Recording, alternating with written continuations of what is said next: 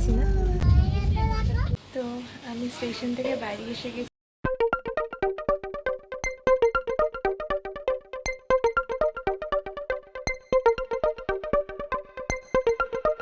Morning সবাইকে, welcome to my channel. তো আজকে হচ্ছে দীঘাতে আমাদের লাস্ট দিন বলতে আমরা আজকেই ব্যাক করছি।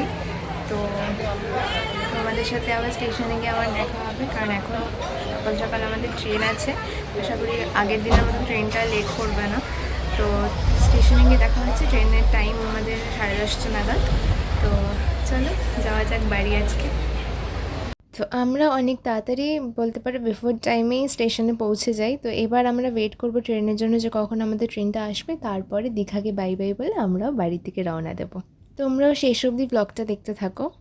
তো আমরা এখন স্টেশনে এসে বসে আছি ট্রেনের অপেক্ষায়। প্রচণ্ড গরম আজকে।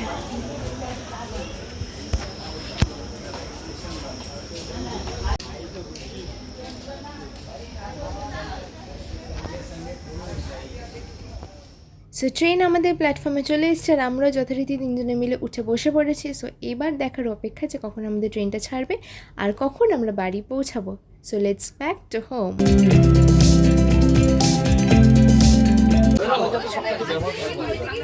রান্নার কাজে পাইছে সব কাজে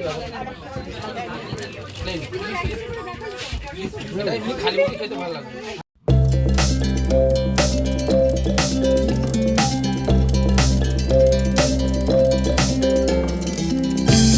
অ্যাজ ইউজুয়াল আমার ট্রেনে ওঠার পর থেকে বোরিং ফিল হচ্ছিলো, আর প্রচণ্ড খিদেও পাচ্ছিলো। তো তারপরে আমি দেখলাম যে আমরা যাওয়ার সময় যে কাকুর চা খেয়েছিলাম, ইনি অ্যাকচুয়ালি মেচেদা থেকে উনি উঠেছিলেন। তো ওনার চায়ের স্পেশালিটি হচ্ছে উনি বিউটিফুল চা বিক্রি করেন।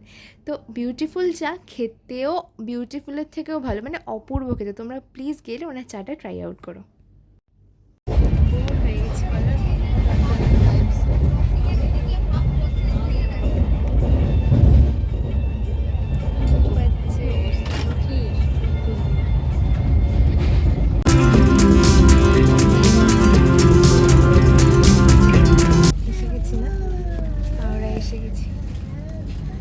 ফাইনালি আমরা হাওড়া এসে গেছি। এবারে আমার বাড়ি।